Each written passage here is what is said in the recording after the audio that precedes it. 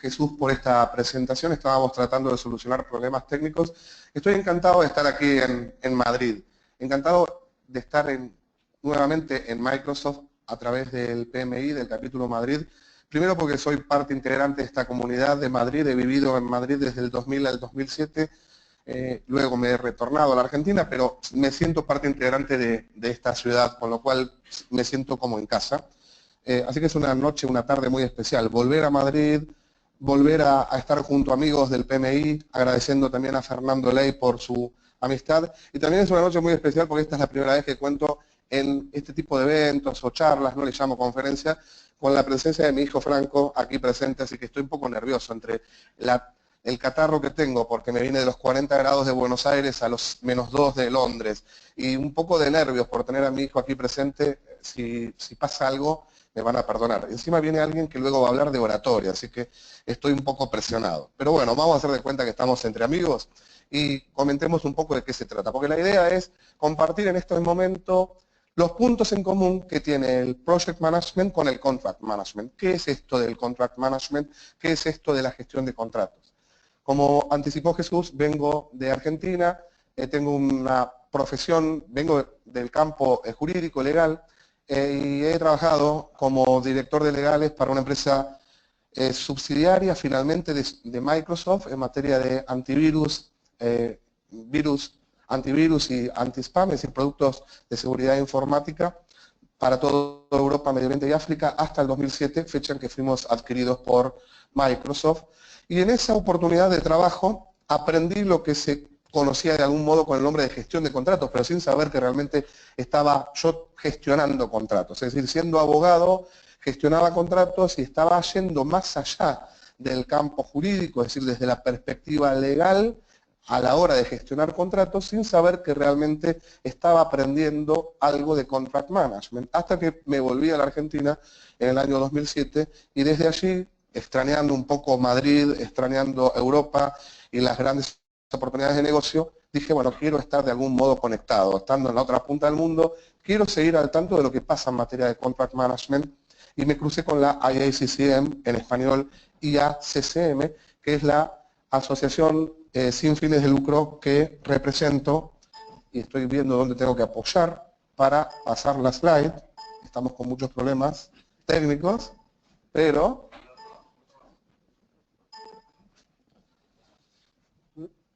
debería ser esto, debería funcionar. Debería funcionar, pero bueno, puedo seguir, ¿eh? Sé lo que sigue. Me he aprendido la primera y la segunda transparencia, después de ahí no sé cómo voy a continuar, pero bueno, sigamos hablando. ¿Qué es la IACCM? La IACCM es una asociación sin fines de lucro con la que me he cruzado en un momento, estando, como dije, en Buenos Aires, y que significa International Association for Contract and Commercial Management. Entonces la idea hoy es, de alguna manera, enterarnos de qué se trata con esto del Contract Management. La IACCM es una asociación sin fines de lucro nacida en el año 99 en el marco de una serie de empresas en Estados Unidos e Inglaterra que decidieron de alguna manera poner pie en esto de identificar estándares o buenas prácticas en materia de contratación. Nació en el año 99 y les aclaro que esto fue producto de la necesidad que advirtieron ciertas empresas como British Telecommunications, IBM, Lucent Technologies, HP, entre las que detectaban un problema. El problema era que su gestión de contratos no podía ser resuelta, no podía ser llevada a cabo de manera eficiente con el mero respaldo o soporte legal del equipo de departamento legal interno. Es decir, decían, con el soporte y la ayuda y la asistencia del departamento legal no basta, hace falta otras disciplinas más allá de lo jurídico para poder gestionar los contratos. Y así surgió entonces una comunidad de interés que terminó siendo la constitución de la IACCM como asociación sin fines de lucro.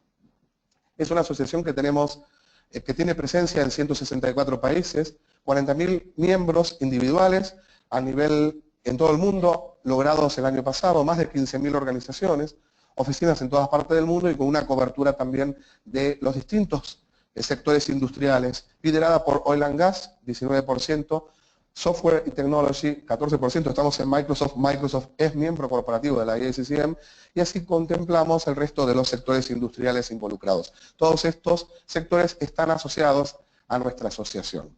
En el día de hoy, en estos 40-45 minutos que tenemos, vamos a hablar un poco de proyecto y contrato. ¿Por qué es necesario hablar de contrato?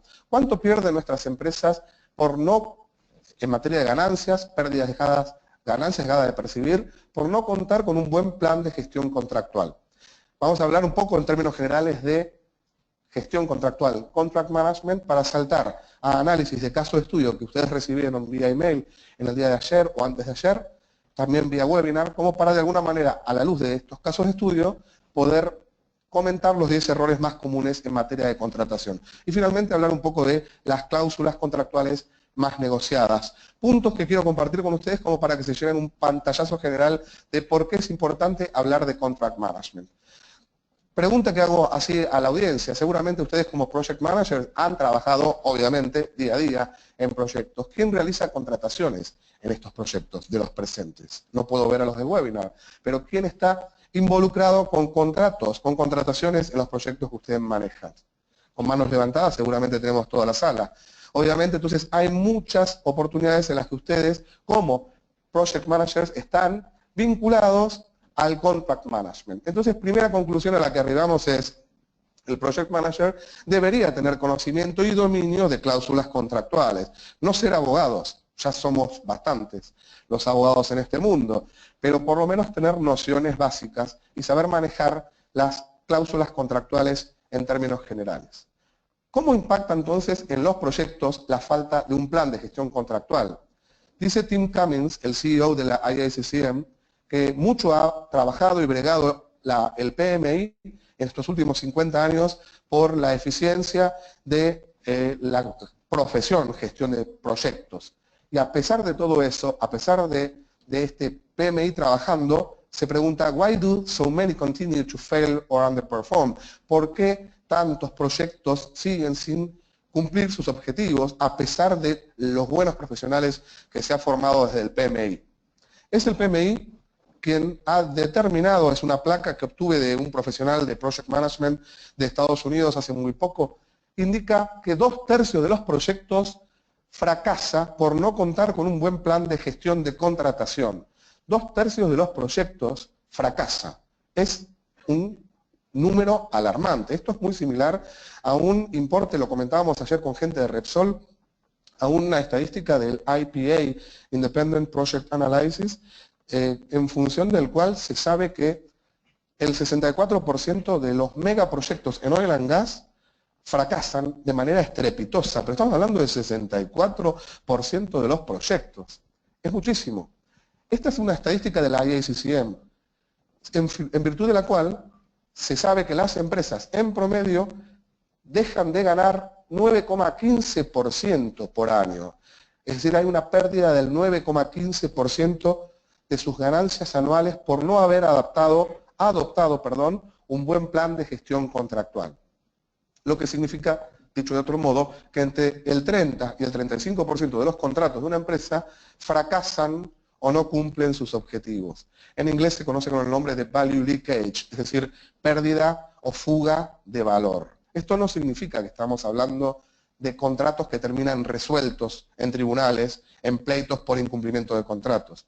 Pueden ser contratos que se cumplen, pero que las partes tenían determinadas expectativas y que no son satisfechas o no la plasmaron adecuadamente en los respectivos contratos. Aquí entonces viene la pregunta a la audiencia y muy rápidamente, porque tenemos muchos puntos que tratar, ¿cuáles son las causas generadoras de dichos, entre comillas, fracasos contractuales? ¿Por qué se frustra un contrato por lo general? Piensen ustedes en sus proyectos en los últimos años o en los últimos meses. ¿Cuándo es que sucede esto? ¿Por qué un contrato fracasa? ¿Cuáles son las causas más comunes que nos traen este tipo de situaciones? A ver si alguien en webinar dice algo, o de los presentes. Veo muchas manos levantadas, pero no me animo a identificar. A ver, atrás. ¿Una mala Venta, una mala venta, ok, una mala venta, es decir, alguien vendió mal. ¿Y por qué pueden haber vendido mal? Porque no plasmaron en el documento respectivo la verdadera expectativa, es decir, no se reflejó en el documento lo que el vendedor quería. Bueno, puede ser. ¿Qué más puede pasar en una operación que termine siendo un fracaso en materia de contratación? Aquí, el año pasado, en este mismo recinto, con muchísima gente y también muchísima gente en webinar, me terminó respondiendo una serie de causas o de razones que las quise compilar aquí mismo y que son congruentes con lo que dice el resto de las audiencias de los eventos a los que concurrimos. Falta de acuerdo o claridad en el alcance y objetivo. Cuando no tenemos claro qué hacemos de nuestra vida, no sabemos para dónde enfilar. Cuando no tenemos claro muy bien qué queremos en un contrato, vamos a tener una frustración en nuestro contrato. También puede haber una elección inadecuada del contratista o del proveedor, o puede haber una elección inadecuada de la modalidad o tipo de contrato, o diferencias de criterio o interpretación por parte de cada una de las partes, o puede haber problemas de disputa sobre precios con el contratista o con el cliente. Hay varias causas generadoras de dichos fracasos, y todo esto es lo que de alguna manera aborda el contract management. Y para eso tenemos que considerar entonces como punto de partida qué es el contract management o si resulta realmente importante hablar de él. Y claro que resulta importante. Sabemos que el año pasado, en 2016, y este es un artículo del diario El País de España del 10 de octubre, se entregó el Premio Nobel de Economía a 2 académicos que presentaron la teoría de los contratos.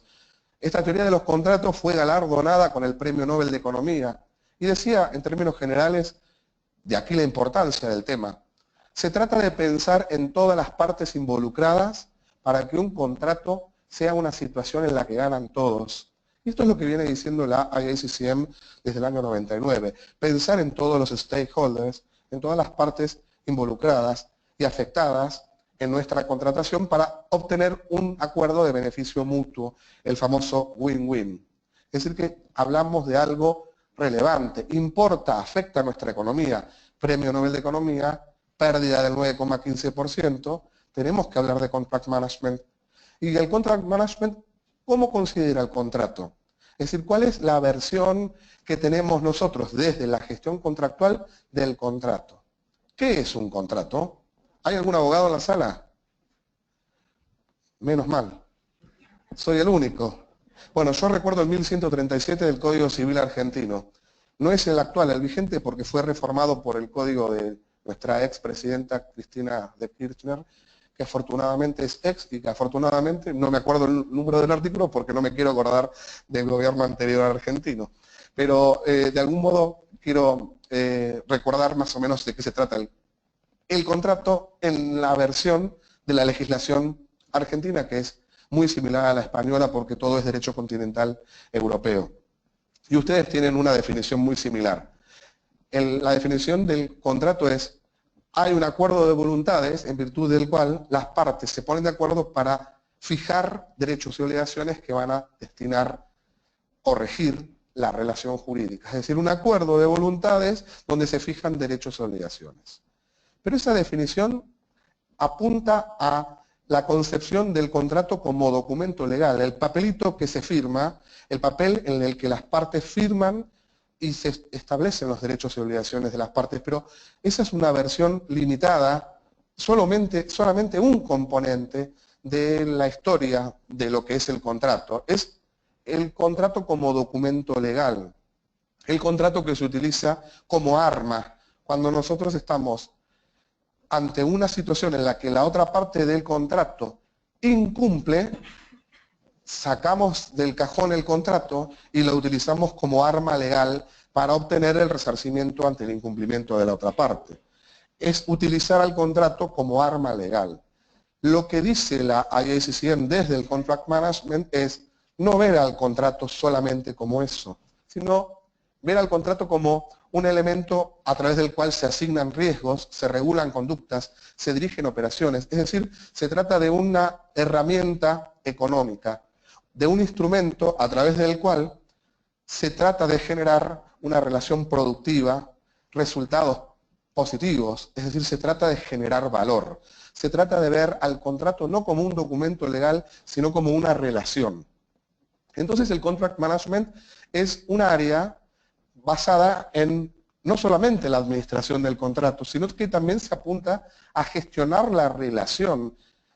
Es decir, se apunta a la gestión de todo lo que se genera como consecuencia de la relación entre las partes y también se gestiona la prestación del servicio.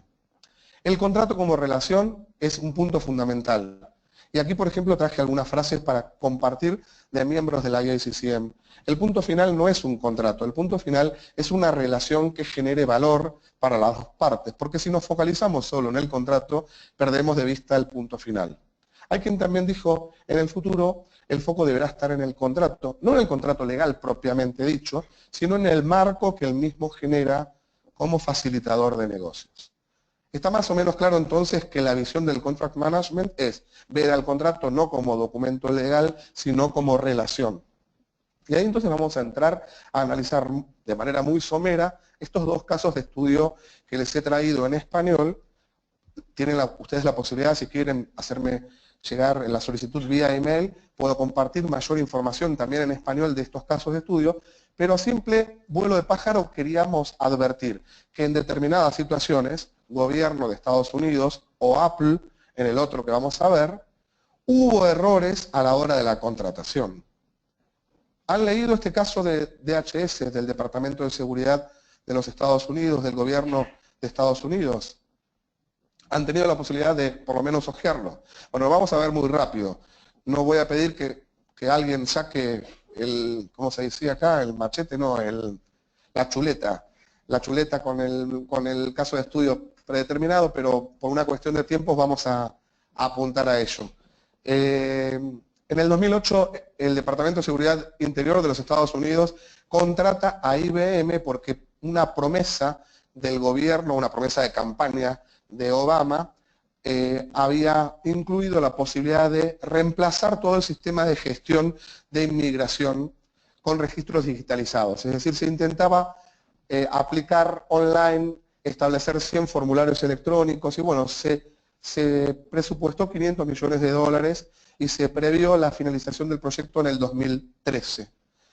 La iniciativa fue súper ultra mal manejada, IBM no completó ninguno de los planes básicos hasta 3 años después de adjudicado el contrato, como consecuencia de que el Departamento de Seguridad Interior de los Estados Unidos no les entregaba en término ninguna especificación técnica, es decir, que no solicitaba ni enviaba ninguno de los requerimientos necesarios a los fines de comenzar el proyecto. Es decir, la máxima responsabilidad pasó por el lado de la administración pública y no de IBM. IBM es miembro corporativo también de la IACCM. ¿Qué pasó entonces? No pasó nada, 3 años, a los 3 años empezó a trabajarse, pero ya el software había quedado obsoleto y como consecuencia de eso, bueno, se nos vino las elecciones encima y Obama dijo no quiero perder al voto latino otra vez y empezó a apurar con la presión política todo este proyecto hasta que finalmente empezaron a recortarlo y revisaron todo el sistema y obviamente quedaron con 2 remociones de secciones digitalizadas, un único formulario para renovar las green cards, pero sin embargo, a pesar de toda esta modificación, los inmigrantes, especialmente los mexicanos, no pudieron avanzar, es decir, ninguno recibía en casa la renovación de la green card. Conclusión, en el 2012, por la presión del gobierno, se revisa todo el desarrollo y terminan perdiendo 2.6 billones de dólares, además obviamente de tener 7 años de demora en la entrega de este proyecto en general. Vamos muy rápido, obviamente hay mucho por hablar, pero tenemos poco tiempo, con lo cual saltamos de Estados Unidos a Apple, porque queremos tener casos de estudio que brinden la situación de lo que está ocurriendo en materia de contratación en el sector público, pero también en el sector privado. Esto sucedió en el año 2013. Apple quiso ponerle pantalla de zafiro a su iPhone 6, estamos en Microsoft, y me acuerdo que en Buenos Aires estaba mismo hablando en este momento y había alguien que se estaba muriendo de risa, y digo, ¿qué pasa con esta chica? ¿Tiene cosquillas? ¿Qué le pasa? Era una empleada de Huawei Argentina y sabía perfectamente persona de Huawei, que el Zafiro lo había puesto su propia compañía y no lo había podido hacer Apple, es decir, que estaba festejando el fracaso de Apple. ¿Qué pasó con este vidrio de Zafiro? Apple le concedió la exclusividad a GT Advance, un proveedor inexistente en el mercado, nada de experiencia en la industria, para que le pusiera el vidrio de Zafiro especial a su iPhone 6 y también a su iPad. Pero ocurre que Apple empezó a transferir absolutamente todos los riesgos y además le estableció, en una situación dominante, cláusulas contractuales extraordinariamente onerosas, al punto de que no solamente tenía la posibilidad de demandar por violación a propiedad intelectual por 50 millones de dólares, sino que, de algún modo, podía retener pagos en caso de incumplimiento. Y pasó lo que se preveía. ¿Qué pasó? Apple, como de alguna manera no lo trató como un proveedor común, no lo trató como un proveedor estratégico, sino todo lo contrario, como un proveedor común, ordinario, regular de commodities, sin tener en cuenta las normas específicas que esto implicaba, en un momento determinado no dio las especificaciones o las daba y las cambiaba de manera regular y hubo tantos cambios de indicaciones de Apple a GT Advance que GT Advance empezó a incumplir y como estos cambios fueron creciendo, Apple empezó a retener pagos en función de la cláusula de retención de pagos y al retener pagos no entraba efectivo a GT Advance, con lo cual disminuyeron las operaciones y terminó quebrando GT Advance y Apple con, obviamente, un iPhone sin pantalla de Zafiro y juicios con millones de dólares en honorarios judiciales. Bueno, toda una historia, todo un bochorno tremendo, errores de ambas partes, no solamente del inexperto GT Advance, sino también de Apple. Entonces, todo esto sirve para abrir un poco la mente y decir qué es lo que está pasando, cuáles son los errores más comunes en materia de contratación que tendríamos que tener en cuenta nosotros, porque esto parecería ser quizás un poco pueril, los 10 errores que vamos a mencionar a continuación, pero si tanto Apple como el gobierno de Estados Unidos hubiese tenido en cuenta estos puntos, seguramente no hubiesen sucedido los fracasos que sucedieron. Y estos son los 10 pitfalls, 10 errores más comunes en contratación. Vamos a ir viéndolos, que el primero de ellos apunta a la falta de claridad en el alcance de objetivos. Impacta alrededor esta causa a 40% de los proyectos, cuando no tenemos claro las responsabilidades y los roles de las partes, de las personas que están involucradas en el contrato. Cuando no tenemos claro el alcance, vamos a tener justamente estos problemas que se evidenciaron en IBM y en Apple. Involucrar tardíamente al equipo contractual.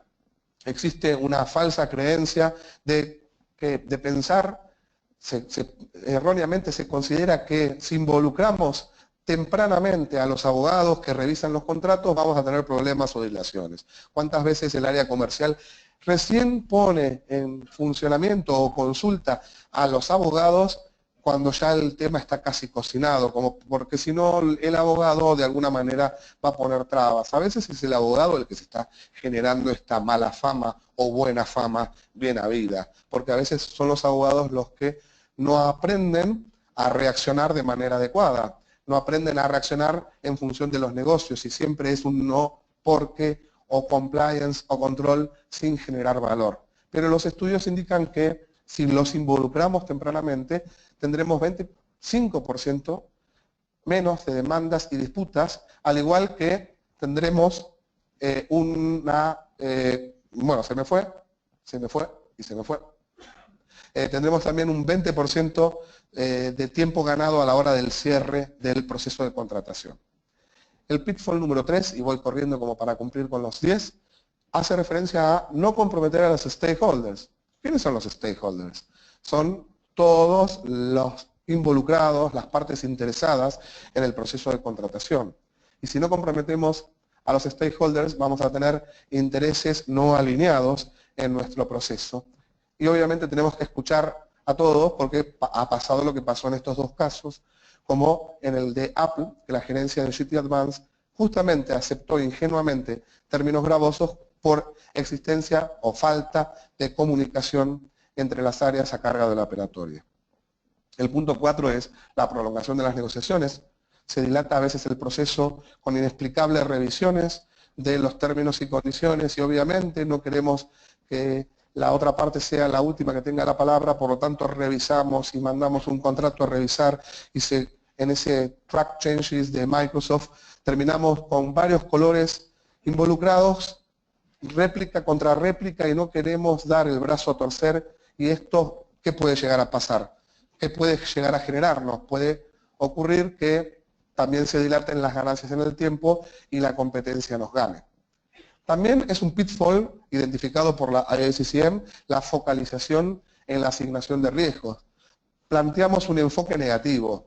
No solamente planteamos términos y condiciones de manera rígida, estrictos, y no sometemos a la revisión de los mismos, no permitimos con contratos de adhesión que la otra parte nos revise el contrato, o le planteamos un enfoque muy de adversario y negativo a la hora de negociar, y justamente esto nos va a traer problemas. Pasó lo que pasó en Apple.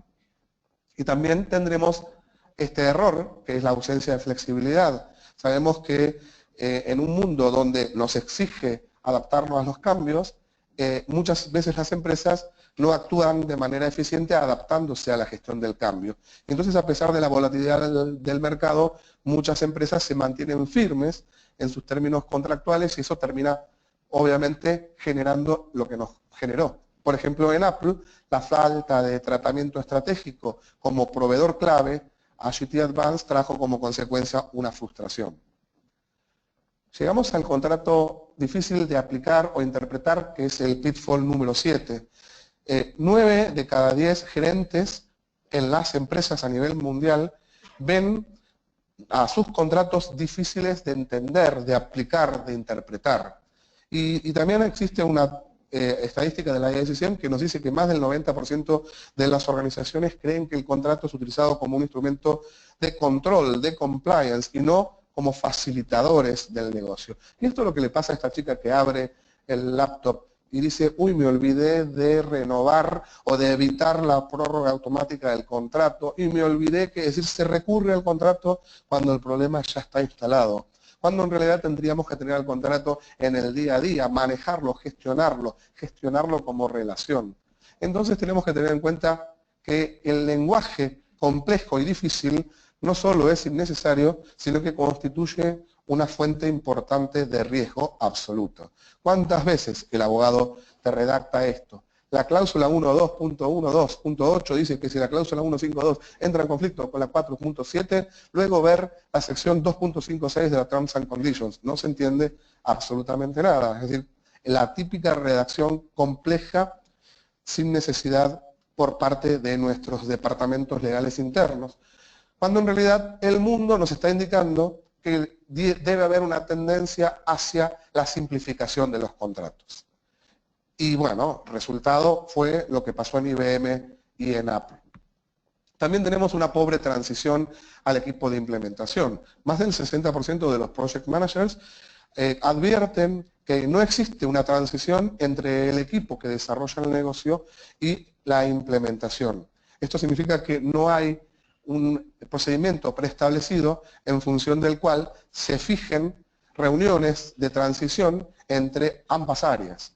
Y esto puede ser disparado o por la falta de compromiso, problemas de comunicación, ausencia de herramientas informáticas adecuadas, o quizás justamente el hecho de no haber supervisado esto adecuadamente. A veces es un área de un país determinado que implementa un negocio que ha sido desarrollado por otra área en otro país y que ni siquiera se conocen en la misma empresa.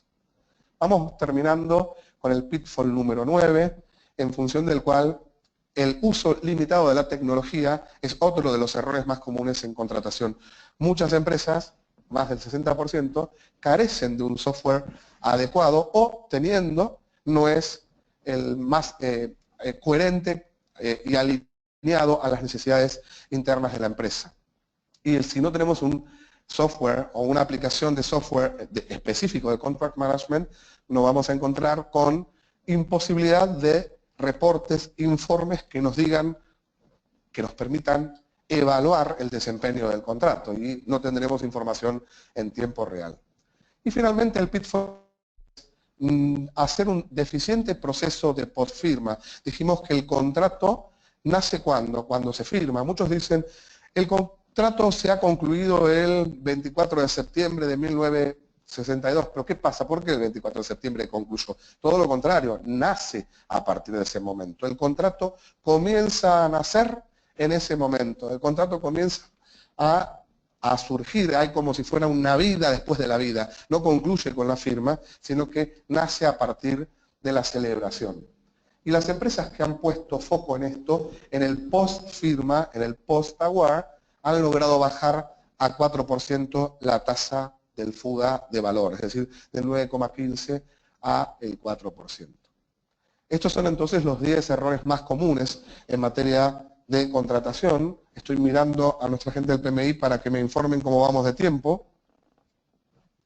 Más o menos. ¿Más o menos bien o más o menos mal? Más o menos lo estamos consumiendo ya. ¿Estamos? Consumiéndolo. Consumiendo. Entonces vamos a finalmente concluir con esto, que es interesante, que es una estadística de la IACCM, en función del cual nos preguntamos a los 40.000 miembros a nivel global que tenemos, ¿cuáles son las cláusulas que negociamos con mayor frecuencia y cuáles son las que deberíamos estar negociando? Es decir, le preguntamos a la gente, dime cuáles son las cláusulas que más has negociado en estos últimos 12 meses, y nos responde lo de la izquierda. Y luego, honestamente, ¿cuáles deberías haber negociado? Y fíjense que tenemos en la izquierda limitación de responsabilidad, indemnización de daños y perjuicios, precio y ajustes en el precio, pago. Son cláusulas sancionatorias de índole financiero, cláusulas en virtud del cual se abre el paraguas por si las cosas salen mal. Eso es lo que negociamos. No dice la IACCM que hay que dejar de negociar todo esto, pero ¿por qué no ponemos el foco también en la mano derecha? En la derecha, en la columna de la derecha, las cláusulas más importantes que deberíamos negociar con mayor frecuencia son alcance de objetivo, responsabilidad de las partes, desempeño. Es decir que deberíamos focalizarnos más en la contratación para el éxito, derecha, en lugar que en la contratación en contra del fracaso. Muchas negociaciones entre empresas están dominadas por discusiones sobre temas financieros, precio, pago, asignación de riesgos, indemnizaciones, cláusulas penales, etc. Y esto obviamente no contribuye en absoluto a un enfoque de beneficio mutuo. Y terminamos así con este win-win, porque ¿cuál es el win-win? El beneficio mutuo de nuestros días. La conclusión a la que arriba la IACCM es, se pierde mucho tiempo en la negociación de asignación de riesgos, en las cláusulas relativas a la culpa, de índole financiera y sancionatorias. Es decir, se pone foco en la construcción de un contrato que nos proteja en caso de que las cosas salgan mal, cuando en realidad tendríamos que poner el énfasis en la construcción de un contrato que garantice que las cosas salgan bien. Es decir, que agregue valor a las dos partes y de manera permanente, no en el marco de un contrato puntual, sino de una relación. Eso es a lo que por lo menos me interesaría que ustedes se llevaran de parte de la IACCM esta noche con el PMI. Este es el win-win de nuestros días. Bueno, tenía muchísima más información que quizás la podemos compartir en otro momento, pero finalmente estamos invirtiendo y ahí me voy porque me fui del todo. Hice lío, Jesús. Ayúdame, Jesús. Ahora lo arreglamos. Bueno. Gracias.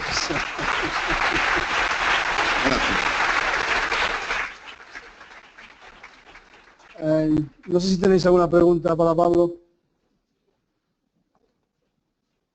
Sí. Perdón, un micro para... Hay una placa con los datos de contacto anterior. A ver. Yo de la emoción no saqué ninguna foto, pero a mí me gusta sacar fotos desde aquí. Así que habla tranquila que yo me tomo el tiempo y saco una foto desde aquí. Bueno. Y me la llevo a Argentina. Nada, yo quería saber, cuando te refieres al proceso postfirma y a focalizarse en la postfirma, me gustaría saber un poco más a qué te estás refiriendo. Me refiero justamente cuando hablamos de gestión de contratos a la visión del contrato no como documento legal, sino como, y ahí están los abogados, sino luego de la firma, existe toda una suerte de manejo del día a día de cómo gestionamos la relación con nuestros proveedores. Entonces, esto es parte, lo que pasa es que no pude hablar de todo esto en 45 minutos o más. La gestión de la relación con proveedores, cómo gestionamos los riesgos una vez firmado el contrato. Es decir, todo lo que viene a la hora de ejecutar y de implementar el contrato propiamente dicho, forma parte del contract management, más allá de lo que hayamos redactado y reflejado en el instrumento. ¿Ok? Vale, gracias. Preguntas, comentarios, inquietudes, críticas. Hoy en una reunión privada dije críticas y me dijeron la letra chiquita que no se nota tanto y demás. Es decir, alguna crítica la dejamos para otro momento. No hablamos de fútbol, yo siempre suelo mezclar temas de fútbol y demás, pero no tuvimos mucho tiempo. Pero, bueno, les quería dejar mis datos de contacto, pero preguntas que hayan surgido o algún comentario. A ver. Es una siguiente, la final mía. La siguiente. Hola, La final mía, ahí está. ¿Se me oye? Sí, sí. Me llamo Jesús y quería preguntarte, porque he participado en procesos largos de negociación y contratación, y hacer una reflexión que a la vez es una pregunta. ¿Cómo de importante es incluir en el propio contrato cláusulas que lo flexibilicen y que permitan su adaptación en el tiempo, tanto en alcance como en coste, es todo un gran que tema. permitan luego gestionar el propio contrato? Es esencial y fundamental. Todo un capítulo del contract management es la gestión del cambio. Es decir, el mismo contrato tiene que prever de qué manera se van a modificar las distintas cláusulas y el mismo contrato tiene que decir qué procedimiento vamos a seguir a tales efectos. Es esencial, porque si no vamos a tener contratos que nos van a durar 2 años, acuerdos marcos que van a durar 1 año y medio y necesitamos preverlo eso de antemano. Es un tema fundamental el que me planteaste. Es decir, las dos preguntas hasta ahora son más que inteligentes. Tu compañera ha dicho, ¿qué significa esto de la gestión post-award, post-firma? Significa gestionar la relación con los proveedores, con los contratistas, luego de la firma del contrato. Yo me he encontrado en Guatemala con una empresa de energía eléctrica que contrató en construcción a una empresa española, no la voy a mencionar, y tenían problemas con ese contratista de construcción de España, y yo le preguntaba, bueno, tú eres el contract manager de este contrato propiamente dicho, sí. Bueno, ¿qué dice el contrato? No lo leí nunca. ¿Y cómo vas a ser contract manager si no leíste nunca? Bueno, ella me dice, yo estoy en el día a día. Bueno, para tener claro el día a día tienes que tener en claro el contrato. Entonces, el contract management te enseña a rescatar lo esencial de cada contrato para que el no abogado pueda aplicarlo en el día a día, en la gestión post-award. Y tu otra pregunta es fundamental, porque la gestión del cambio es esencial a la hora de evitar problemas y obviamente simplificar los procedimientos. Hay una tendencia a la simplificación de los contratos. Surgió muchísimo en los últimos congresos de la IACCM en Estados Unidos y en Roma el año pasado, de necesitamos simplificar contratos. Al punto que un abogado sudafricano trajo la propuesta de hacer comic contracts, es decir, contratos de historieta. Ya me parece una tontería, ¿no? Hacer un employment agreement con dibujitos. Me parece de más irnos al otro extremo. Pero ni un lado ni el otro. Es decir, tratemos de simplificar las cosas y hacer las cosas más simples. La idea es hacer un contrato que nos sirva a nosotros, a los usuarios. No hacer un contrato excelente para ir a tribunales. Esa es la idea del contract management. Respetando a los abogados, pero escuchando al resto de los intereses, otros profesionales, porque es el project management quien pone pie en el contract management. Hay muchas empresas que tienen project managers que ejercen de contract managers. Por lo tanto, respetando a los abogados, pero también teniendo otra visión más interdisciplinaria y obviamente apuntando a un contrato simple, fácil de entender, que sea fácil para el usuario y no sea un contrato de 182 páginas preparado para ir a tribunales tranquilo, ¿no? Bien, ¿más preguntas? Sí, tenemos una pregunta del webinar. María Teresa nos pregunta, en el caso de contratación con la administración pública y las demoras que hay entre la licitación y la puesta en marcha del contrato de más de un año, ¿cómo lidiar desde los puntos de vista del jefe de proyecto de la administración y del proveedor o el jefe de proyecto. Bueno, es otro tema más que importante y es todo un gran tema porque sabemos el grado de rigidez que tiene la administración pública. Es un área en la que el Contract Management ha puesto pie. Hace 4 años la IACCM ayudó al gobierno inglés a modificar todo el Contract Management de la administración pública de la National Audit Office, que es como la agencia de auditoría general del Estado, algo así, de ustedes aquí en España. Y a través de eso se transformó todo el proceso de Contract Management inglés. También lo está haciendo la IACCM en Estados Unidos. Nosotros hemos trabajado en Uruguay. Este año que viene vamos a ingresar en el gobierno nuevo de Argentina en ese mismo aspecto. Y sé que en Europa las empresas, mucho las empresas de tecnología, lidian contra la rigidez absoluta de las administraciones públicas europeas. Es un tema en el que va a costar tiempo porque es muy difícil bajar o mitigar esa actitud por parte de los gobiernos. Pero los gobiernos poco a poco van a tener que entender que la administración pública tiene que ver de otro modo a los proveedores del Estado y de alguna manera ir cambiando poco a poco los criterios. En la IACCM y sin ningún compromiso comercial se pueden incorporar, y a María Teresa desde el webinar le digo que hay todo un capítulo, hay una comunidad de interés llamada Public Sector, también la tenemos en español, somos el único idioma fuera del inglés que ha sido admitido en la IACCM, en la comunidad de interés IACCM en español, pero a María Teresa le digo que también puede ver mucho de Public Sector, de sector público en materia de contrataciones. Es todo un gran tema y va a llevar mucho tiempo y no es lo mismo que cambiar la idea de nuestros directivos, ¿no? Del sector privado. Ahí había levantado la mano Manuel. Manuel de Repsol. Y yo soy argentino, me parece que me voy a ir por la puerta de atrás. No.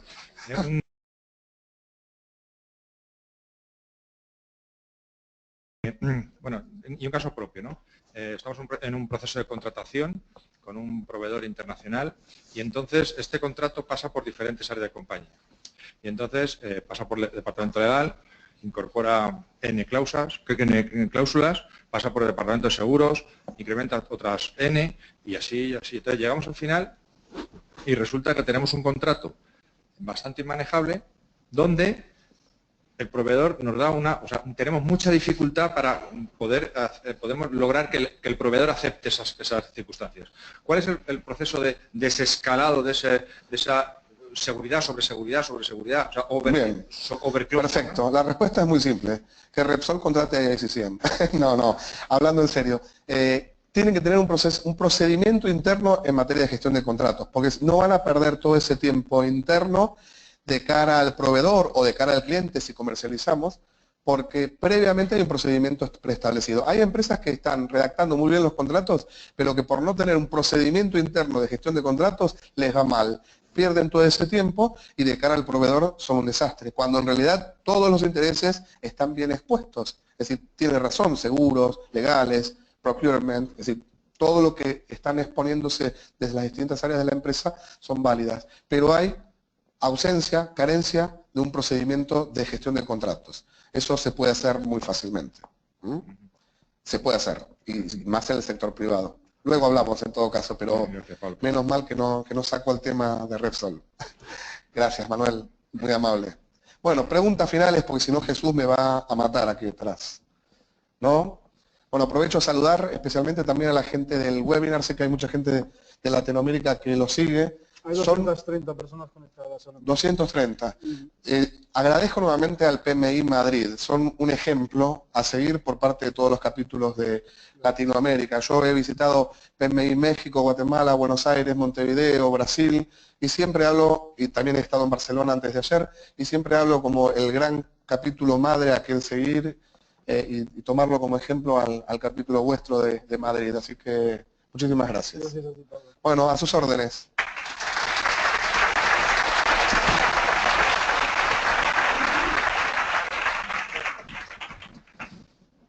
Bueno, vamos a retomar el hilo de la presentación. Continuamos con la siguiente ponencia de oratoria estratégica y contamos para ello con Marta Pinillos, que es Business Communicator Mentor y logofoniatra, especialista en oratoria estratégica y marca personal con técnicas de voz. Y nos va a hablar pues del peso de la voz en la comunicación. Hola, buenas tardes a todos. A ver, voy a intentar ser muy breve. Yo cuando me llamaron para venir a daros una charla, dije, madre mía, con la cantidad de cosas que se tiene que decir, lo importante que es la comunicación y lo amplia que es, digo, a ver cómo me enfoco, por lo menos para decir 4 o 5 ideas claves para que sepáis el potencial tan importante que tenemos aquí adentro, que es lo que han dicho, la voz.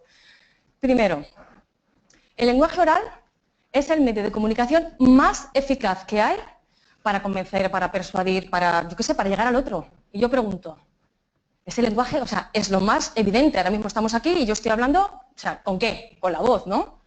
¿Cuántos de nosotros nos preparamos para, cómo voy a decir esto? ¿Cómo voy a presentar en una entrevista? ¿Cuántos? ¿Lo habéis pensado alguna vez? ¿A qué no? ¿Sí? ¿Os lo preparáis? Te felicito, ¿eh? No es lo normal. O sea, yo te hablo de gente que viene a verme y se preparan, por ejemplo, entrevistas y saben cómo sentarse, cómo dar la mano, cómo mirar. Dicen, pero es que luego la voz, claro, y la voz, ¿sabéis el impacto que tiene la voz en el otro? Tiene un 38% del impacto del mensaje es la voz.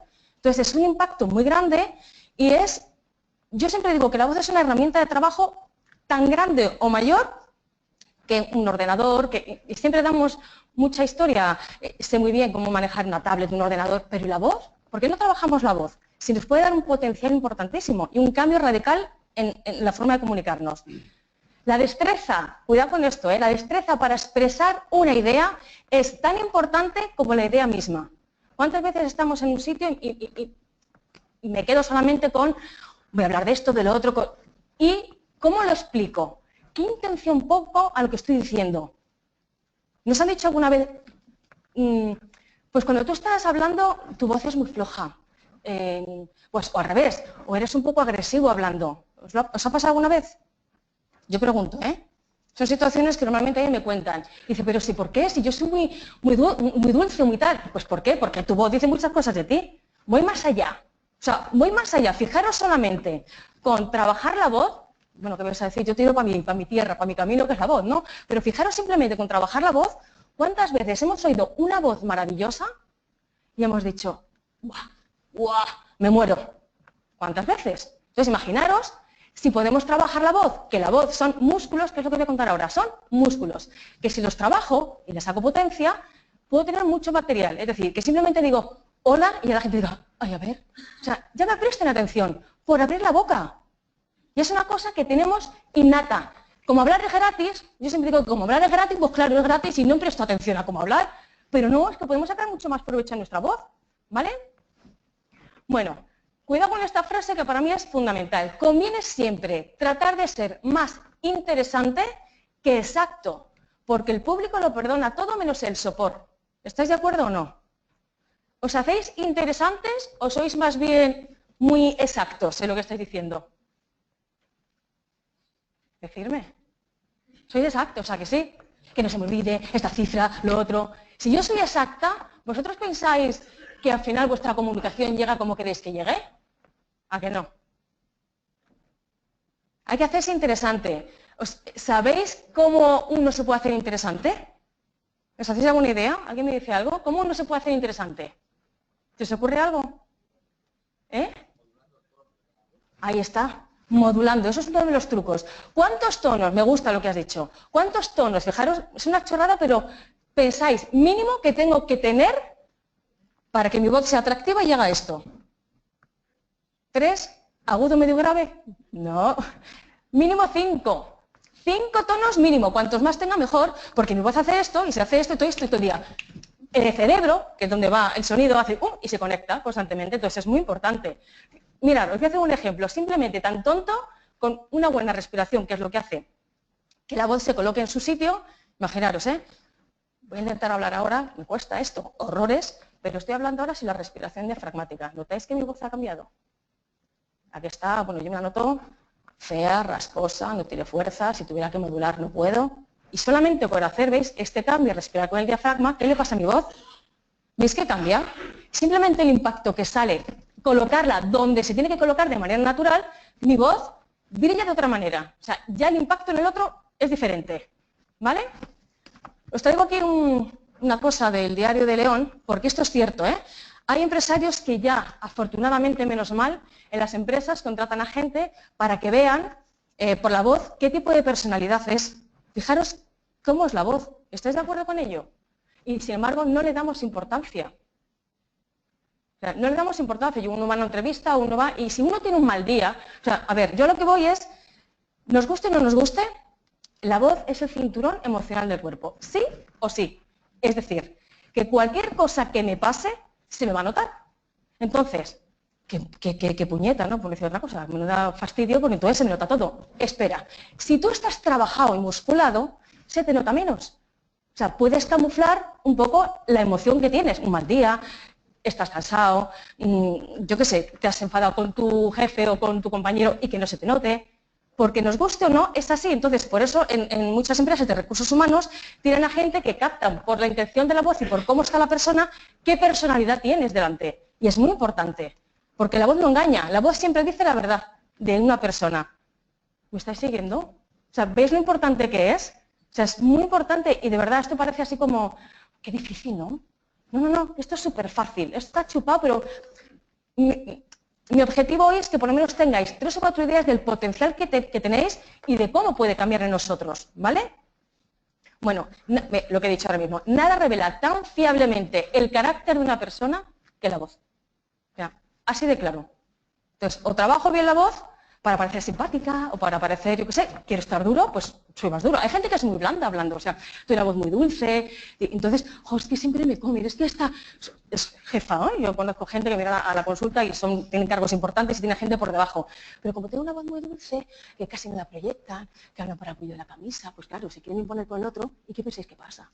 Pues que pequeño se come grande, claro. Entonces, claro, si tú vas con una voz, no te digo una voz que impongas y que te pongas, que lo puedes hacer, pero si tú sabes marcar, sabes colocar la voz y hacer sobre todo pausas y modular de una manera, como una estrategia, tu comunicación entra mejor, muchísimo mejor. Y dice, ay, no sé qué tiene, pero me gusta. ¿Os gustaba Obama? Ya sé que es muy cansino, que todo el mundo hablamos de Obama, pero ¿os gustaba Obama? Obama tenía una forma de hablar que era, le llamaban como si fuera un metrónomo de tiempos. O sea, porque llevaba tan bien los tiempos que, claro, que envolvía a la gente. Yo lo que os quiero decir es que si vosotros hacéis esto con la voz y jugáis con las pausas, ritmo, con el volumen y cambiáis mucho, o sea, es muy fácil que el cerebro conecte con el otro. Y entonces diga, ay, qué bien, entonces me lleváis, me tenéis enganchada, ¿vale? Bueno, pues primero, ¿qué conseguimos si trabajamos la voz? Potenciar cualidades personales para una comunicación segura, natural y fluida. No estar siempre, como pone en la cuerda floja, ay, por Dios, voy a expresar lo que quiero decir. Ay, no, que sea natural, fluida, potente, natural, ¿vale? Eso es lo que voy a conseguir. ¿Quién nos llega? ¿Quién nos llega? ¿Quiénes tenéis de referencia que dices, jo, qué bien hablan? ¿Qué comunicador son? ¿Tenéis alguno? Aparte de Obama. ¿Alguno más? ¿Algún español? ¿Tenéis algún español? ¿Quién? Vale.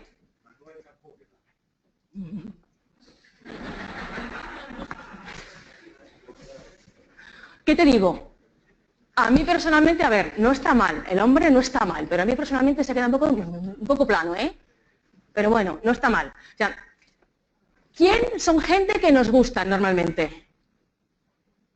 Redondo, pero sí.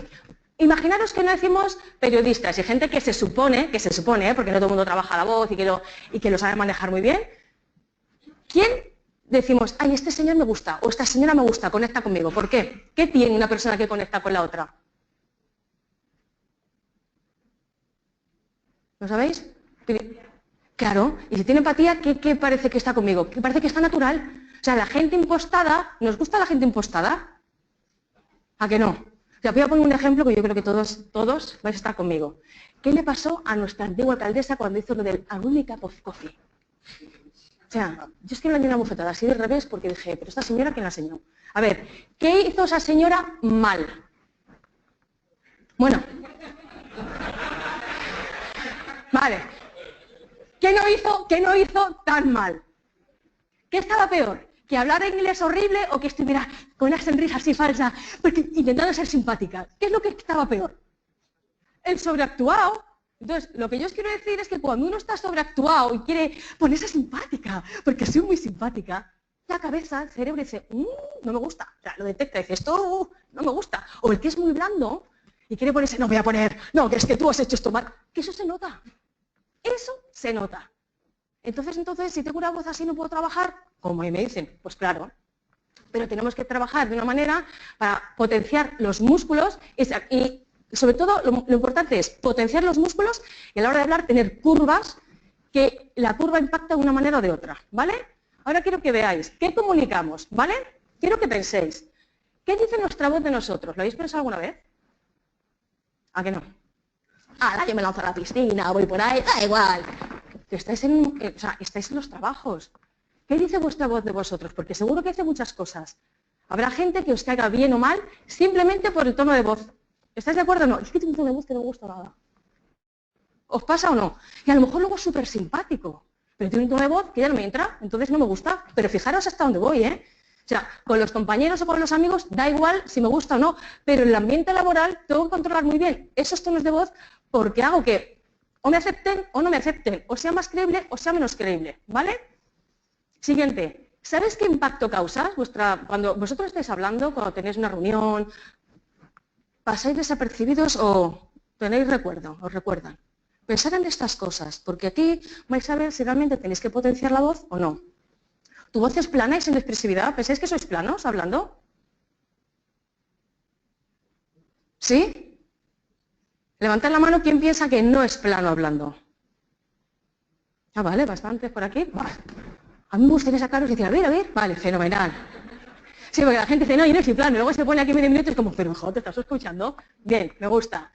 ¿Qué malos hábitos? Otra cosa muy importante. ¿Qué malos hábitos tengo con la voz? Porque uno no es consciente, va ahí por ahí, y es un instrumento que nos acompaña todos los días. A todas horas estamos utilizando este músculo. Y voy más allá. Si yo no lo cuido y sé qué cosas me vienen bien y me vienen mal, ¿qué pensáis que le pasa? Se desgasta, como cualquier otro músculo. Entonces, por ejemplo, antes de una reunión, procurar no tomar pues ni cosas con sal, ni dulces, ni picantes, todo ese tipo de cosas porque perjudican. Otra cosa que se hace fatal, y casi todo el mundo lo hace, es carraspear. ¿Cuántos de vosotros carraspeáis? Por favor, levantad la mano. Ah, mira, tampoco tantos. Y aquí, a ver, espera, no bajéis, a ver. Mira, lo único que yo prohíbo, fijar que el tabaco a mí no me gusta, yo no fumo, o sea, nada de esas cosas. Y no lo prohíbo. Ahora con esto me digáis, me he dicho que no lo prohíbe, que fumo, no. Pero mucho peor que el tabaco es carraspear y la menta. No sabéis cómo destroza la cuerda vocal. Entonces, claro, si yo me estoy tomando todo el día caramelo de menta, estoy carraspeando, luego tengo todos, que no me sale, que tengo la voz floja. Claro, si es que te está siguiendo la voz. ¿Me vais siguiendo? Vale. Bueno, frase fundamental. ¿Hablas o comunicas? ¿Cuál es la diferencia? Hablar hablamos todos, ¿sí o no? ¿Cuál es la diferencia entre hablar y de hablar a comunicar? ¿Alguien sabía explicármelo? ¿Si se ocurre o no? A ver. ¿Qué es proyectar tu mensaje? ¿Pero qué quiere decir con proyectar el mensaje? ¿Proyectar la voz? Vale, ¿qué? Vale, perfecto. ¿Y sabes cómo se hace eso? ¿Tú crees? Eso puede valer. Pero si tú tienes una... A ver, la voz es un tema que es muy fácil y la voz es muy agradecida, Con 4 o 5 cosas que se hagan, enseguida se notan los cambios. Si tenemos unas pautas, un patrón que yo puedo hacer para empezar a entrenar los músculos y poner atractivo mi discurso, enseguida me llevo el gato al agua, ¿vale? Vamos con más. ¿Qué importancia tiene nuestra voz cuando hablamos en público? ¿Habláis mucho? ¿Hacéis muchas presentaciones? ¿Sabéis qué impacto tiene? ¿Sabéis? Está demostrado, ¿Sabéis que al minuto y medio de el cerebro escuchar un sonido constante, ¿qué pensáis que pasa? Hace pum, le pasa un segundo grado y hace uy, y se va a enganchar con otra cosa. Entonces yo estoy aquí, porque la voz es muy importante, ya gracias a la voz, porque comunicamos y tú estás diciendo, qué tostón, y se va a otra cosa.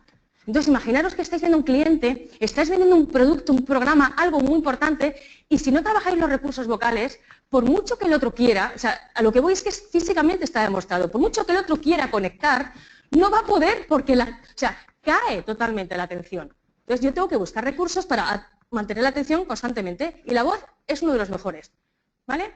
¿Qué podemos hacer para evitar discursos monótonos? ¿Qué pensáis? Vale.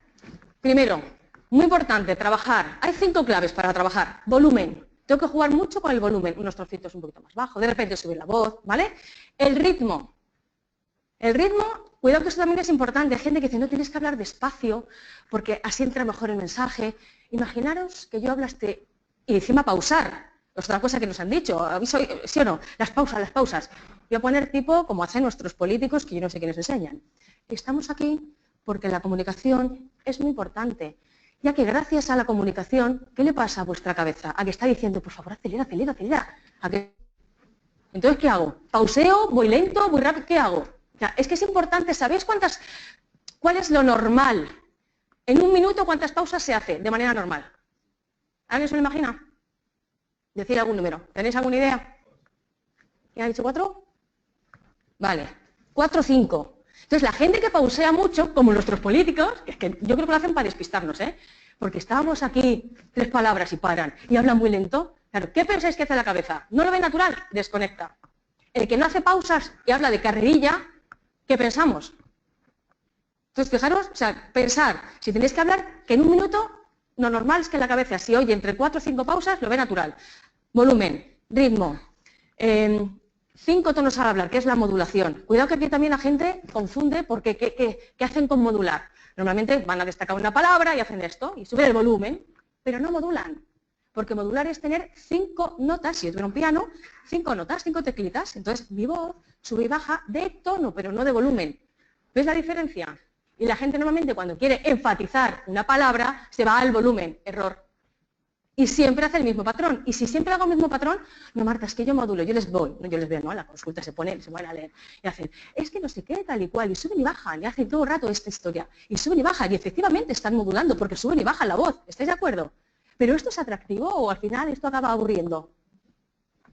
Claro, al final oigo lo mismo. Dice, doctor, pero si estoy modulando, pero es que modulas mal.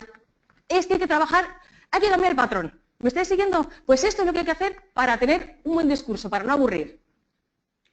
¿De qué forma? Eso, pueden los silencios ayudarme. ¿De qué forma? ¿Me pueden ayudar a favor o me pueden ayudar en contra? Lo que he dicho antes. Como hago muchos silencios, la cabeza dice, pero qué horror. Si no hago ninguno, porque no, es que tampoco voy a decir muchos, porque ¿para qué? No, o sea, las pausas, si sabemos utilizarlas en el momento adecuado y en la palabra que quiero destacar, ahí sí me potencia. O sea, yo, ¿qué diría? Si no estáis seguros de saber utilizar bien las pausas, solo os diría que lo utilizáis cuando vais a destacar una palabra. El resto olvidaros, porque si no se hace bien, se estropea mucho. De verdad, mira a nuestros políticos, que lo hacen muy mal. Lo hacen muy mal, ¿vale? Vale. ¿Cómo erradicamos las dichosas muletillas? Muy poca gente he visto yo que habla aquí y no diga, bueno, sí, vale, ¿queda bien? ¿Queda mal? ¿Cómo lo veis? ¿Os gusta? Despista, ¿que sí? Entonces, ¿qué hago para erradicar las muletillas? ¿Qué se os ocurre que puede ser un truco para erradicar las muletillas? Vale. Y si, por ejemplo, las pausas no se me dan bien,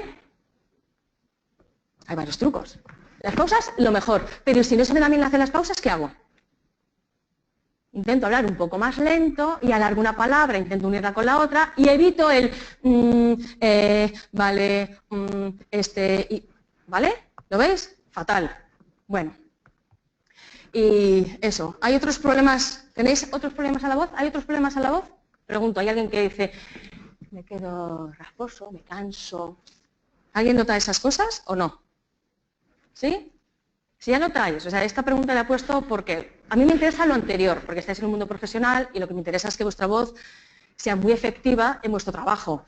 Pero si hay alguien que yo me noto cansado al final del día, me noto o sea, que me pesa la garganta, cuidado que ahí ya podéis tener un problema de cuerdas vocales, o sea, no problema gordo, que decir, pero ya empezáis a desgastar tanto el músculo que os pueden salir cosas, ¿vale?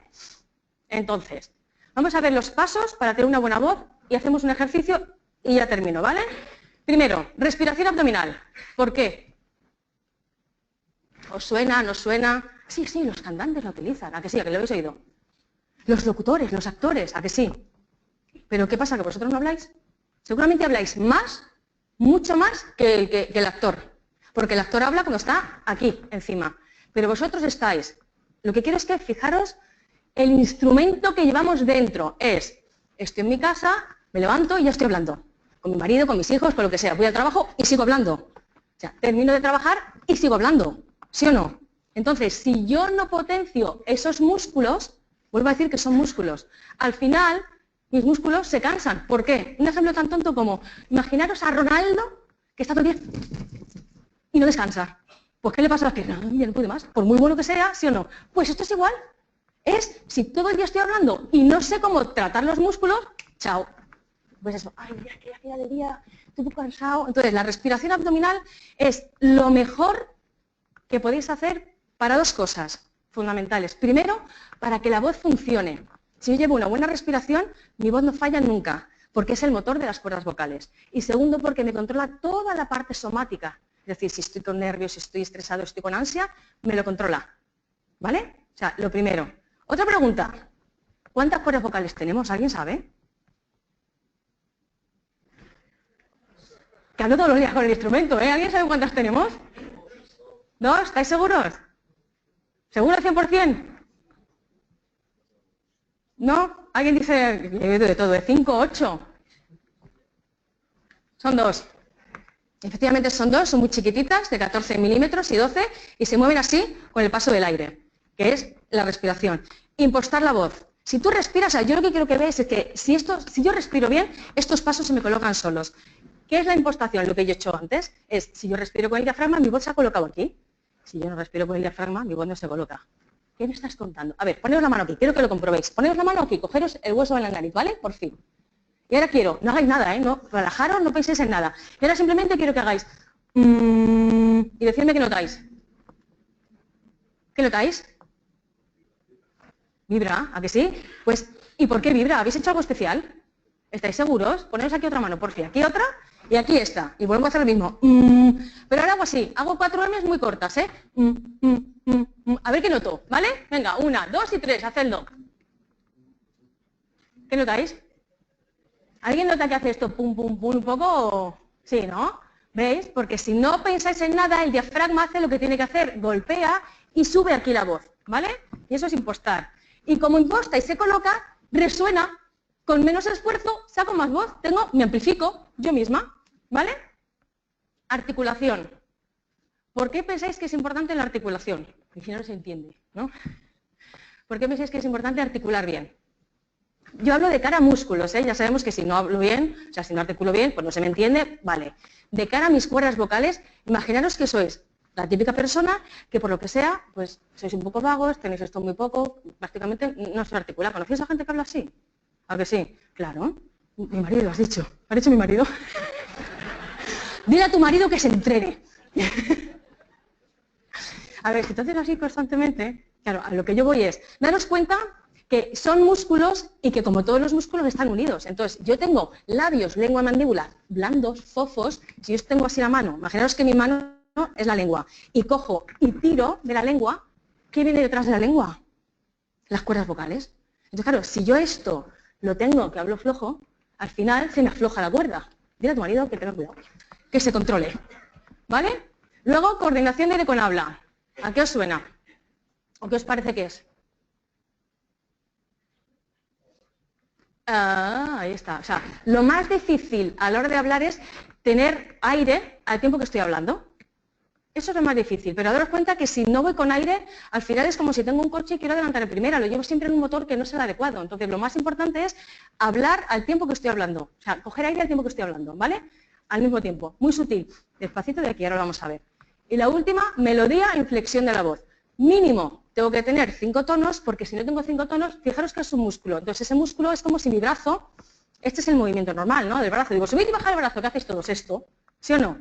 Pero yo soy un poco vaga, pues hago esto. Entonces, el día que quiero hacer esto, ¿qué le pasa? ¿Puedo o no puedo? Pues a la voz le pasa igual. Si yo utilizo 1 o 2 tonos, es pensar que es un músculo. Entonces es un músculo que si yo no lo flexibilizo, el día que quiero subir, bajar, hacer inflexiones, irme de marcha y no quedarme afónica, que eso pasa muchas veces. Pues claro, ¿por qué? Porque el músculo no está preparado. ¿Lo veis? Bueno, pues entonces vamos a hacer un ejercicio de respiración, ¿vale? Que es la base de que todo funcione bien. Quiero que os pongáis de pie, primero para que hagáis una cosa, poneros de pie, por fin.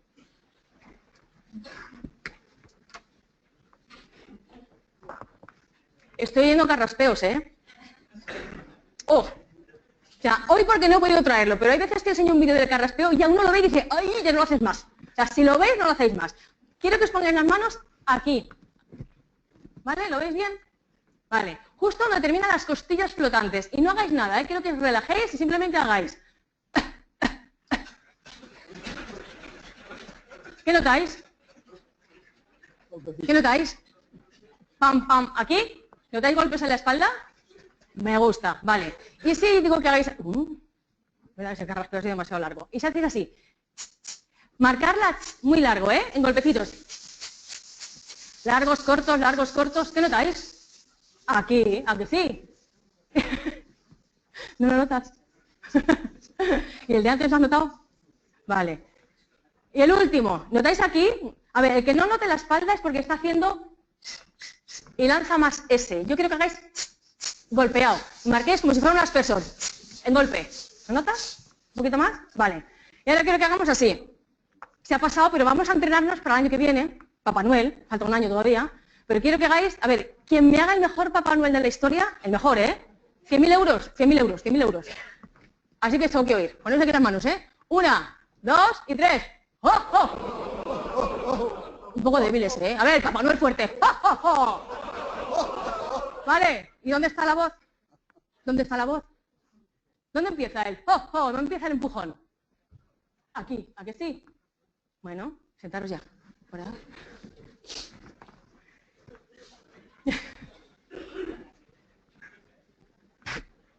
¿Habéis visto cómo funciona el diafragma?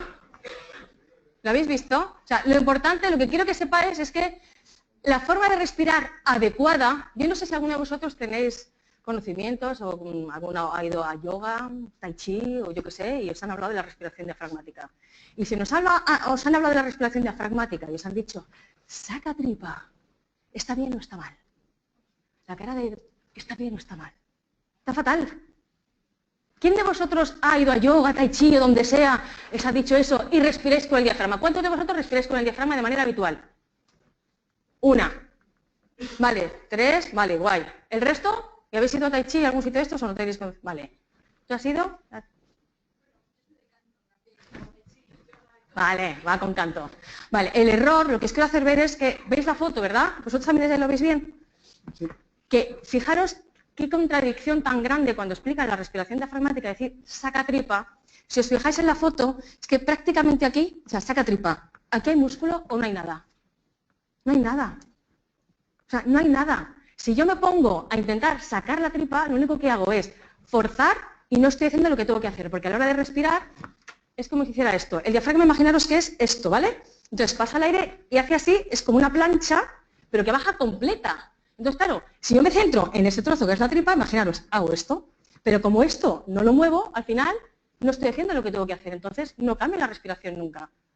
Lo que quiero que entendáis es que la respiración diafragmática, ¿dónde empieza? Aquí. Lo habéis visto, ¿no? Con los ejercicios que hemos hecho. Entonces, lo que tengo que hacer es ser muy consciente de, a la hora de hablar, coger el aire de aquí, de costilla, muy rápido, y enseguida ya voy a respirar. ¿Lo tenéis más o menos claro? Vamos a hacer un ejercicio solo. ¿Lo tenéis claro aquí, por lo menos? Vale, bueno. Vamos a entrenarnos, ¿vale? Vamos a entrenar. ¿Lo leéis bien, seguro? Ah, que tenéis ahí una pantallita. Vale, guay. Entonces, se supone que vamos a coger aquí aire con el diafragma, ¿vale? Yo voy a decir 1, 2 y 3, coger aire. Y vais a hacer, no quiero ver pechos. 1, 2 y 3, coger aire. Aquí, ¿vale? Y decimos la frase, desde que compré mi gallina ponedora, los huevos no me faltan, hasta el 10. Ha puesto 1, ha puesto 2, hasta el 10. A ver quién llega. ¿Vale? ¿Estáis preparados? Venga, vamos a intentarlo. ¿Estáis preparados? Venga, 1, 2 y 3. Cogemos aire. Desde que compré mi gallina ponedora, los huevos no me faltan. Ha puesto 2, ha puesto 3.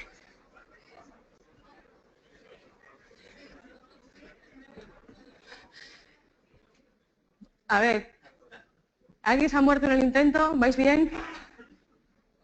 ¿Sí? ¿Os ha parecido muy difícil, muy fácil? ¿Fácil? Vale, a ver, esto es, tenemos muy poco tiempo, lo único que quiero es que os concienciéis del potencial que tenemos, que es importantísimo, que veáis, si queréis, entrenaros con esta frase. Lo normal es entre 20 y 25 palabras, o sea, el cuerpo está entrenado, está adaptado para decir 20 o 25 palabras en cada expiración. Entonces, ¿por qué cogemos? Fijaros esta, si fuerais periodistas os diría, y lo vais a entender. ¿Dónde cogéis aire cuando estáis leyendo, por ejemplo, un informativo? ¿Dónde? Y me dirían, la coma o el punto. ¿A que sí? Pero eso es un error. ¿Por qué? Porque no estoy utilizando toda la capacidad respiratoria. Entonces, al final, como no utilizo todo mi aire, atrofio, entenderme, ¿vale? Mi capacidad respiratoria. Porque a que no se os ocurre, esto no se os ocurre a ninguno, pero si me hago coger aire, sí. Poner gasolina al coche cada 5 kilómetros. ¿Para qué? Si no hace falta. Solo pongo gasolina cuando entro en reserva, ¿sí o no? Es que mi cuerpo entra en reserva cada 20-25 palabras. Entonces, lo inteligente sería que entrenarais para cada 20-25 palabras vayáis cogiendo aire. Entonces, como siempre vais con fuelle y con motor, la voz no falla nunca. ¿Vale? Eso es fundamental. Entonces, si lleváis la base de la respiración, entonces tenéis mucho más potencial simplemente con que la voz se coloque aquí, no sabéis el impacto que vais a causar. Y luego ya, pues acordaros, modular, no es lo mismo, claro, una misma frase dicha de diferentes maneras a que se dice, a que da un impacto distinto. Entonces es muy importante saber qué voy a decir, con qué cara, con qué pausa y todo acompasado al final. La comunicación entra fabulosamente bien. ¿Lo veis? ¿Veis lo importante que es la voz? Acordaros, 38% del impacto de un mensaje, o sea, casi el 50% es la voz. Y nunca caemos en la voz, claro. Vuelvo a decir lo mismo, como hablar es gratis y hablo todos los días, pero fijaros, con esos poquitos cambios, el potencial y el cambio que podéis dar en vuestra vida. ¿Vale? Ya está.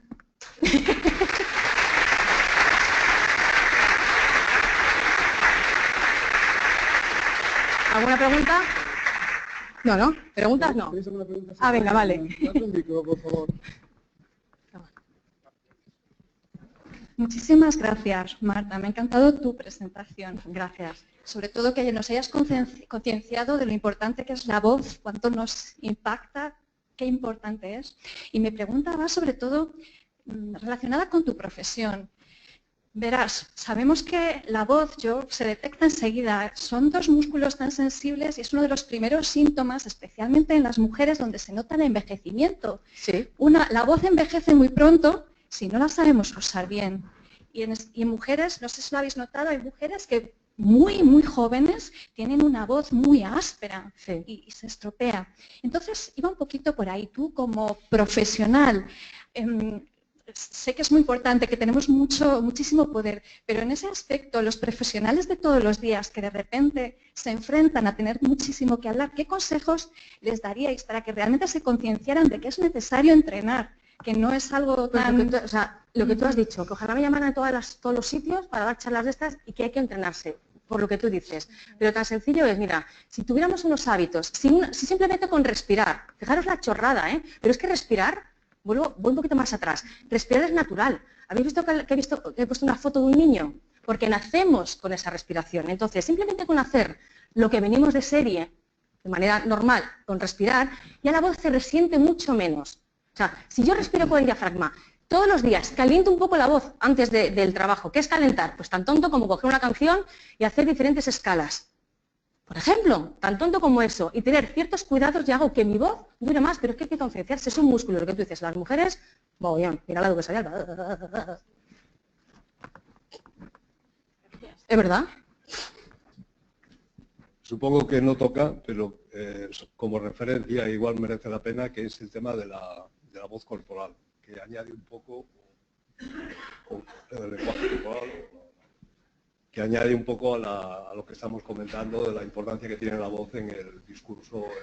Claro, lo importante, claro, a ver, nos quedaríamos cojos, estoy contigo, o sea, aunque mi especialidad es la voz, evidentemente te quedas cojo si solo trabajas o por una parte del corporal o por otra parte del cuerpo. Lo inteligente es unirlo y que tú, si pones una cara, haces una pausa, hagas pausa vocal y acompañes la cara con la entonación. Tú no puedes decir, estoy muy contento de estar aquí, con cara de sota. Porque al final, a que no entras, y digo, estoy muy contenta y acompaño, o sea, es el conjunto de todo. Evidentemente, o sea, yo os he venido a hablar de la voz porque soy especialista en esto y creo que es un potencial muy grande, pero evidentemente la comunicación yo la trabajo desde el global, ¿vale? No podemos abandonar el cuerpo tampoco, porque si no, nos quedamos cojos igual, ¿vale? ¿Alguien más? ¿No? ¿Ya está? Muchas gracias. Nada.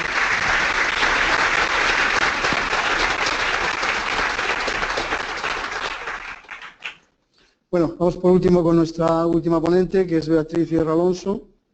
Ella colabora con el PMI como voluntaria del programa de mentoring, es ingeniero civil, máster en gestión integrada de proyectos y trabaja como responsable de calidad y medio ambiente en una consultora de ingeniería e infraestructuras. Y os dejo ya con Beatriz.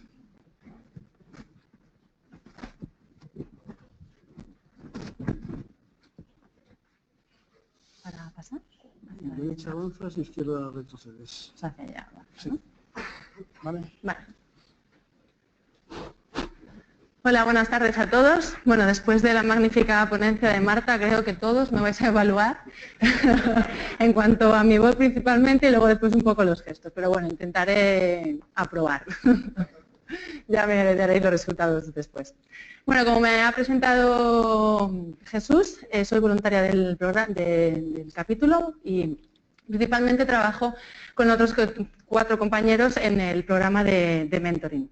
Hace ya 4 meses que comenzó y a partir desde entonces han pasado por esta tarima pues Pedro Balsa, Raquel García y Richie Geral para hablaros acerca del funcionamiento del programa. Pero yo hoy estoy aquí para comunicaros que ya la primera edición ya ha acabado, pero que en breve va a comenzar la siguiente. En el programa de mentoring los participantes es una participación voluntaria, sin ningún ánimo de lucro. La duración de esta edición que ha acabado ahora ha sido de 3 meses y se con opción a poder prolongar otros 3 meses más. De hecho, hay varias parejas que han decidido prolongar otros 3 meses más su continuidad de mentor y mentorizado unidos. La dedicación que han dedicado, por el feedback que hemos recibido de las parejas, ha sido entre 6 y 8 horas al mes. Y toda la información que se genera, toda es confidencial. Y sobre todo, como los participantes ya pasáis a ser voluntarios del capítulo, también podéis reportar PDUs. Como os comentaba, en septiembre comenzó el programa. Comenzamos en un evento en el que nos sirvió para conocernos, para presentarnos y sobre todo para conocer el feeling que había entre todos los participantes. Además, los mentorizados pudieron explicar sus objetivos, sus inquietudes, sus necesidades a los mentores y el equipo del programa, con ese feedback, lo recogimos y fue lo que utilizamos para poder hacer las parejas. Y a partir de ahí pues empezaron ya a trabajar solitos. Nosotros únicamente pues fuimos haciendo todo el seguimiento y todo el control de esas parejas pues para ir cómo iban avanzando. Y pues si tenían algún problema, pues enseguida nosotros les íbamos ayudando. Podéis ver en pantalla una de las imágenes que se tomaron aquel día y bueno, podéis intuir un poco la dinámica que realizamos pues para lo que os comentaba, pues para ir transmitiendo un poco el feeling entre todos nosotros. Y bueno, pues como todo proyecto tiene su principio y tiene su fin. El pasado viernes realizamos un evento en el que también realizamos varias dinámicas en las cuales los que asistimos pasamos una tarde muy divertida.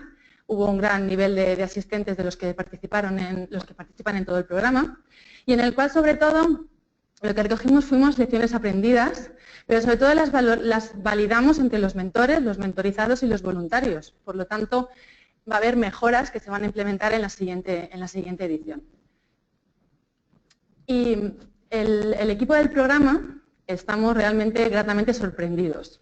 Sorprendidos porque toda la ilusión, toda la dedicación y todo el trabajo que hemos dedicado a este programa ha sido reconocido y recompensado, porque tanto las personas que han participado como gente externa al programa nos han dado la enhorabuena y como que se ha recogido bastante bien.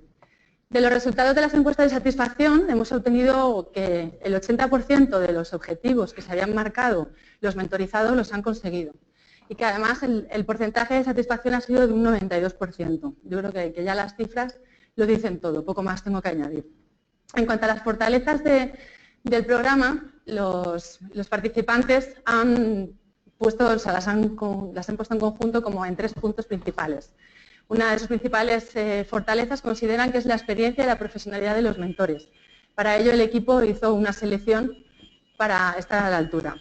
Además han valorado también la implicación de los mentorizados, puesto que los mentorizados son el motor de todo este programa. Ellos son los que ponen el ritmo a todo esto y la verdad que ha sido una participación excelente.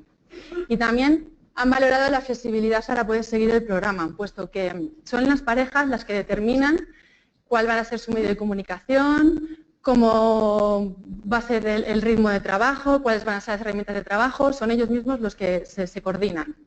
Por lo tanto, es muy fácil seguirlo. De hecho, se ha dado el caso de una persona que a lo largo del programa pues, ha tenido que irse a trabajar fuera de España y ha continuado el programa sin ningún problema. De hecho, ha decidido prolongarlo otros 3 meses más. Por lo tanto, hay muchísimas facilidades. Por todo lo que os estoy contando, me atrevo a decir y afirmar que la verdad que el programa ha sido todo un éxito. Y por eso os animo a participar, sobre todo a los mentores, porque lo que yo os quiero transmitir hoy a los mentores es el valor que os puede aportar una experiencia como es la de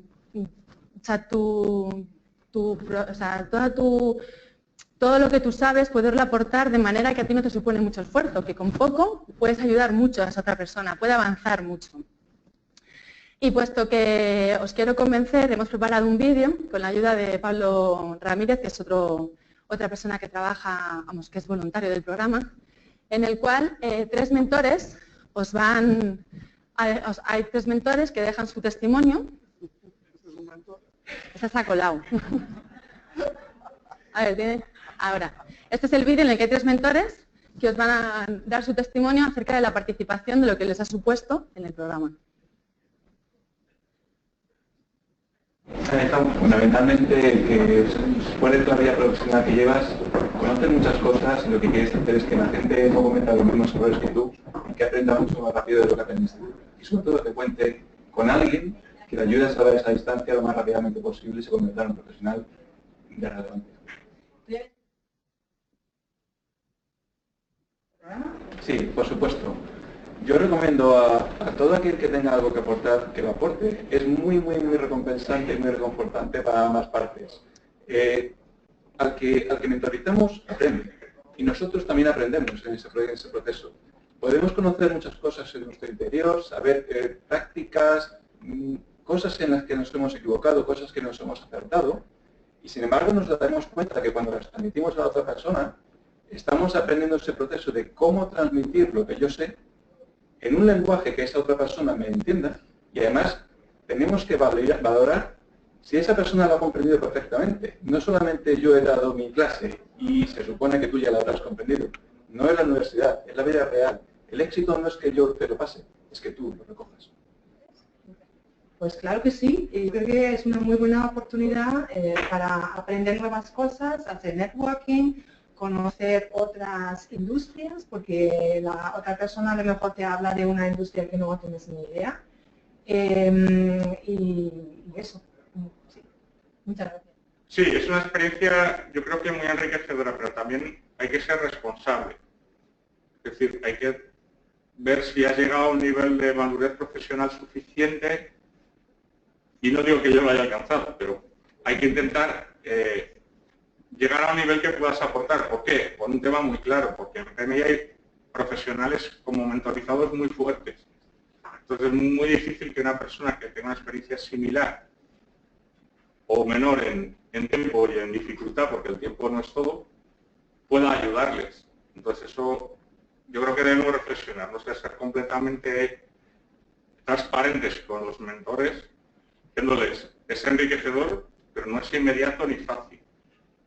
Entonces, es un gran reto, hay que estar dispuesto a dar ese paso, ¿no?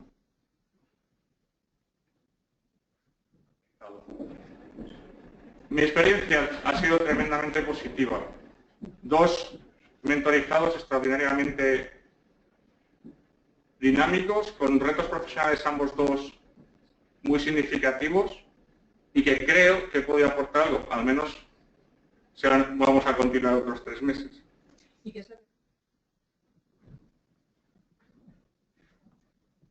Bueno, tras las palabras de estos tres mentores, yo creo que ya poco más puedo aportar porque lo han dicho todo, la cara A y la cara B de ser mentor. Y como os comentaba al principio, otra edición viene en camino.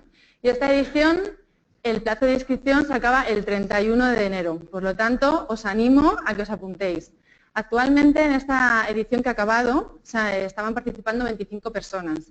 Hasta el día de hoy ya hay más de 50 personas apuntadas e inscritas. O sea que daros prisa porque hay mucha gente interesada. Además, como os decía, las lecciones aprendidas han sido muy gratificantes y va a haber sorpresas en esta nueva edición. Se van a implementar ciertos detalles.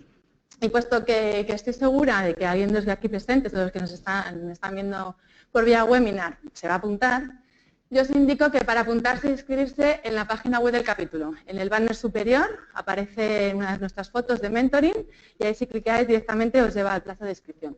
Y para cualquier consulta que necesitéis, siempre podéis recurrir a al mail o si no también al capítulo, que luego nos reenvía, en mentoring@pmi+org. Y bueno, después vamos a ir a networking, así que cualquiera de vosotros que necesitéis ayuda o que tengáis alguna duda, podéis acudir tanto a mí como a mi compañera Raquel. Bueno, quería finalizar diciendo una frase de Billy Gates que dice que los líderes serán aquellos que empujarán a otros. Entonces, desde aquí, desde el PMI y sobre todo desde Mentoring, estamos buscando a los líderes de este siglo. Así que, ¿quién se apunta? Muchas gracias por vuestra atención.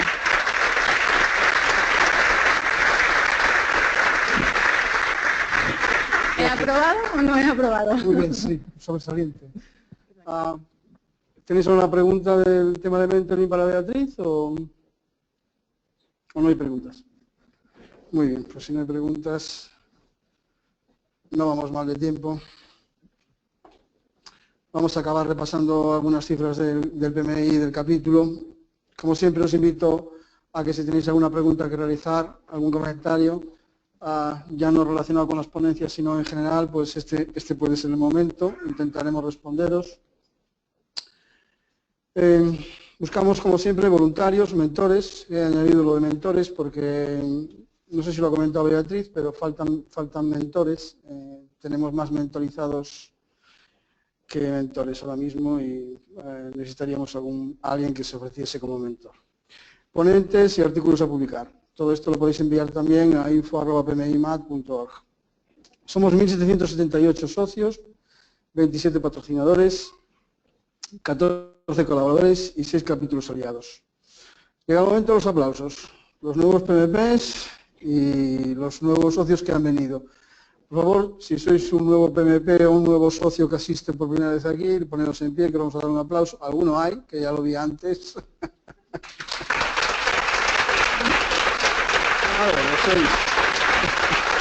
Muy bien.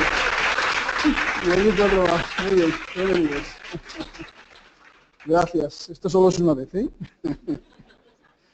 Bueno, repaso muy rápidamente las cifras. A nivel mundial decrece el número de PMIs, el número de socios a nivel mundial, crece el número de PMPs en un 7,79. A nivel España pasa algo parecido, decrece también el número de PMIs, de socios del PMI, y crece el número de PMPs. Y a nivel capítulo, pues afortunadamente crecemos en ambos conceptos, tanto en número de PMIs como en número de PMPs. Lo he marcado en rojo y en verde para que se vea. Y bueno, los crecimientos son moderados de un dígito, nada que ver con años pasados en los que fuimos cuarto y primero en el año 2013 y 2012 respectivamente. Pero está muy bien considerando que en nuestro entorno los crecimientos están siendo negativos. Bueno, en nuestra página web tenéis todos los eventos que vamos realizando. Aparte de estas reuniones de socios, pues hay webinars todos los meses que podéis aprovechar. Entonces os remito también a nuestra página. Tendremos la próxima reunión el día 23 de febrero aquí, de nuevo.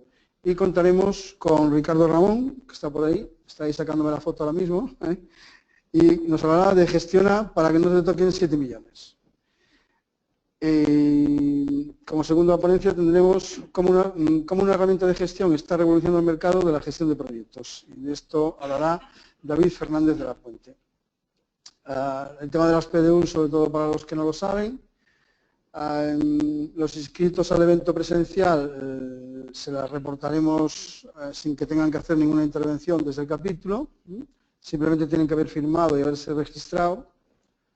Y los que asisten en formato webinar, que había antes más de 230 personas, les enviaremos un correo explicándoles el procedimiento a seguir.